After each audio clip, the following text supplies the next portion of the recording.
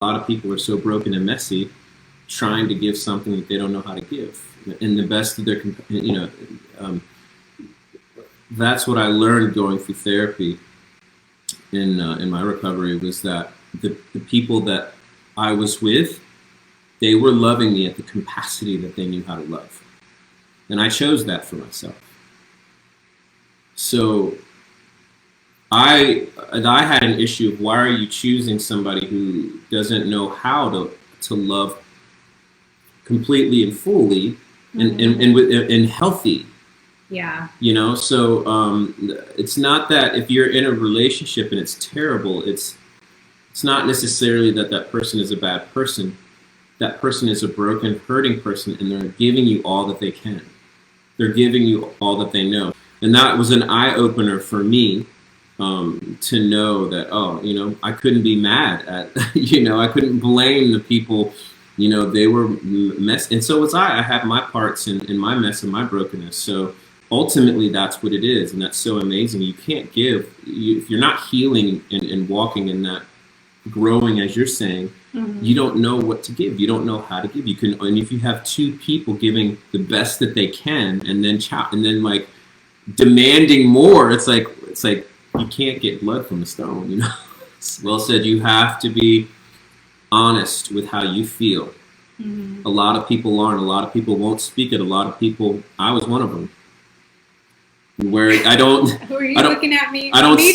No. I'm saying for me. I say like. People would be like, and you guys know this, all my boys on here, you guys know this about me, how I just disappear and you never knew how I was feeling. And I would get upset because I felt like, people didn't care. You're like, Sharif, you're in a cave, isolating, and people don't know what you're going through. You're not speaking to them. And in relationships, I didn't trust people. So it was like, I just, was like, okay, everything's my fault. Instead of me telling what I needed and so yeah, that's totally right, JL. That's totally right. Yep. Sometimes guys are like, it's like you're supposed to be able to handle everything on your own, figure everything out on your own, so that needing to be able to communicate like, no, like this is what I actually need in order to stay close to you and be able to trust you is something that is hard. Yeah. I think for men, yeah. So I have like empathy for that because I'm like, I can't even imagine. But like I said, I always thought it was a woman thing, but I can understand why for men too. I also think it has to deal with like how you've been trained even too. Like you have to learn. Keep everything inside. Yeah. Don't talk about it. Don't show emotion. You're weak if you show emotion. You're weak if you suck it up, work it out, don't talk. Make the money, right? And then you come to me, and I'm like, why won't you talk to me? I feel so distant. And of course, so I think I think that's such a really good point. Yeah, but because COVID has just blasted everybody in terms of brought to the surface what we deal with and who we are as humanity to each other, relationally, friendship. All these different levels, parental, children, all these different levels of, hey, we're messy, we're broken, we need to learn to steward each other well. So I'm excited about this time. I think it's a reset for us to be able to approach each other and things differently than we've ever had before, particularly this romance thing, These little tweaks that you men have been talking about, maybe if they had those little tweaks in the relationship, it wouldn't be so devastating right now, So important, guys. So important. So you have all kinds of different type of relationships in your life. You have friends, you have family, co-workers, whatever. But there's just something special in these like partnerships, like these dating and marriage relationships that are like solid, because I think what I'm seeing and understanding more and more that romance is displaying is like there's a whole deeper level of like an ability to really bring out in another person just like the beauty of that person. There is so much power in true like healthy intentional love in this type of a relationship more so than like in any other kind of relationship that, in my opinion, exists, except for maybe like, I don't know, a parent, if you have a healthy parent. But it's just like the unique way that like a partnership like this displays the power of love to me is just amazing. And so even though I joke about romance and and I really think like it is such an amazing gift and something that we should still be trying to like intentionally like invest into, especially y'all men. Like I think it's such an important gift. This has been so encouraging. Just to be able to kind of like break it down and to speak into the reality of to have these conversations. And I love as a man to hear my fellow brothers and my fellow sister who just checked in, just to have such a deep knowledge and understanding. And that's encouraging, especially in these times. The world always gives you the end result, but never talks about what it takes to get there or the consequences of doing whatever it is that you want to do, because there's always an end result to it. Like that's the world that we live in, right? Hear all the songs that we're talking about, booty, booty this and all that. Seriously, but they never talk about pregnancies. They never talk about diseases. They never talk about all these things that comes with that, right? So, getting in a relationship, just get in a relationship because it feels right and da this and da that. And it's like, nah, you can't just walk into something because you feel it and it looks good and she looks good and you look good. And, you have to, are you equally yoked? Can you can you journey together? But I have a question. Okay. Bang! To what degree do you think, though, that like physical attraction and that element of the relationship is necessary for romance? I'm just interested to see what people say. What do you think? For me, it's important for me to be physically attracted to the person that I'm with. I've been working that out between God and I feel like God has shown me that it's okay. And it's important to be attracted physically, but for me, I will say this, that was a major thing in my life that I didn't know it was all that it was for me.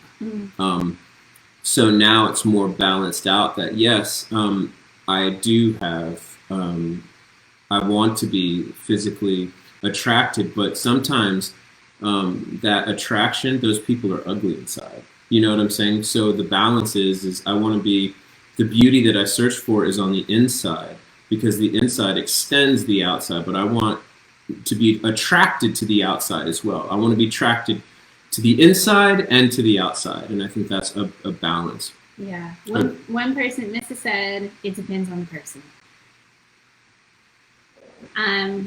Yeah, but I think physical attraction definitely matters. But I've also noticed that like sometimes when I am around someone who I find just like has an amazing personality, that person also becomes more attractive to some degree in my eyes. So I think like there is room for, there's flexibility in there for me. Tamara says it's a balance. Thank you. And you know what? Yes. I was just about to ask, is there a difference between male and female? Oh, with this? I would venture. Because you just said it was about, because for me, I just think if I've been around people who have a great personality and who have everything, but I just I've never felt for them in that way. Or he says, I don't know a percentage per se, but for me, I compare it to music. I love a good song, melody.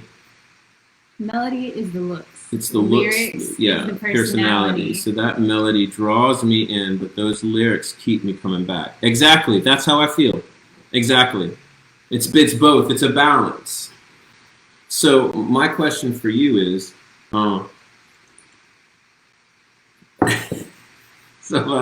somebody who just doesn't matter the way that they look, but if they have a great personality. No, I'm listening. If they have a great personality, then that's enough for you. I didn't say that. I know some people. I know some women that do have that. Like, you see that knockout beautiful girl, and she's just she's with that guy who is not good looking at all, but he's an amazing man. Treats her so amazing. He treats her so amazing. Maybe so he's well. cute too. Like, I feel like there are different kinds. Okay, I'll take that. There's like handsome. There's like different categories. Yeah. So, you know what I mean? I think there would have, for me personally, there would have to be some level of attraction. Yeah, but I don't feel like maybe, I don't know if it's to the same degree as others. Wait a second. Why did you look at me like that? Why did you look at me? I know y'all saw that. Who saw that? Who saw that? Who saw that? Because you looked directly into my direction. If I did, it was unconscious. Yes, thank you very much. No, she didn't say I did. No, she said she saw it. I said, who saw it? And I'm sorry, y'all. It's like, I feel like I'm in circles where, like, different groups of people have different ideas of what's beautiful. I think there's like the big societal, like what society tells us is beautiful. Right. And then of course there's like small pockets or whatever. And I know everybody can think for themselves, but I think we've been influenced a lot.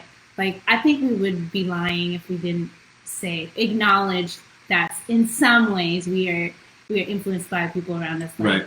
In kind of what is attractive to us in general. Yes, we have our own, we can make our own decision and make our own choice. But sometimes that like concerns me because I think about like myself and like the environments that I'm in where I don't really feel like I am in line with like the standard of beauty in those contexts. And so sometimes I wonder, like, I feel like I'm a good catch. Yeah, all y'all amazing men on here, if y'all have brothers, and just let me know I'm single. But I think I'm a good catch. But I also wonder if sometimes, like, the whole one piece that keeps me back is, like, the attraction part. Like, because other people aren't going to see me as beautiful sometimes just based on, like, what the norm is. But that's one of my fears.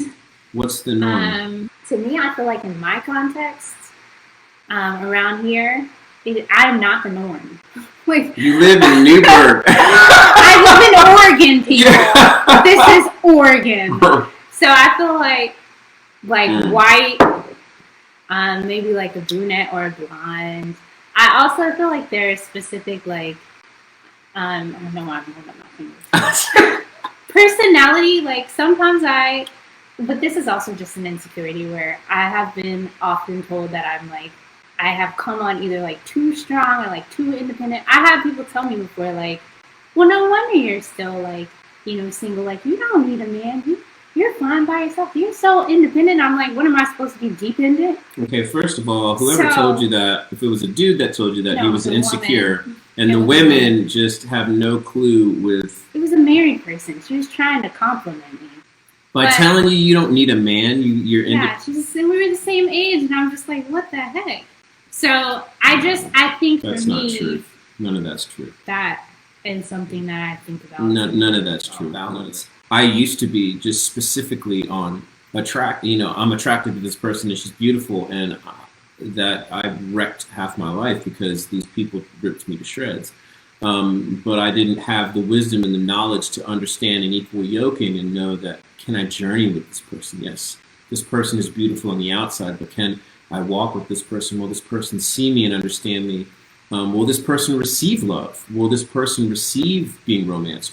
Does this person know how to receive? Does this person know, there's so many things that I'm not saying that you're supposed to know immediately when you meet, but we're talking about you grow. Tiana said she's not the same person that she was 5 years ago.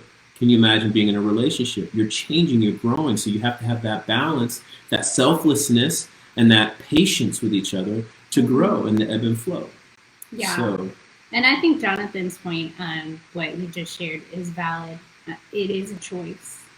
I think from the very beginning, it's not like it shouldn't be coming from that place of like need where it's like I can't be complete or I can't survive without you, but from more of a healthy place where it's like I see you, I am willing to kind of do what it takes to get to know you better and journey with you, and that's a choice that I'm making. Yeah. I'm whole. Like I'm not perfect, right, but I'm whole enough to like make a choice to choose you.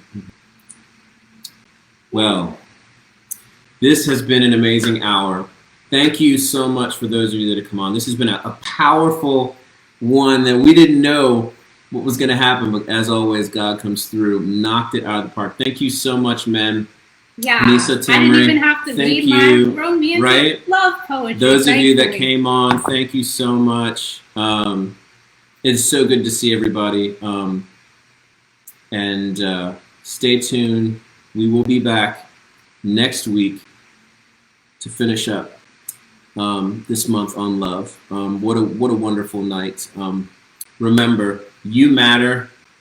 Love wins. You are on purpose. You are needed. You are valued. You are beautiful. I am Sharif Iman.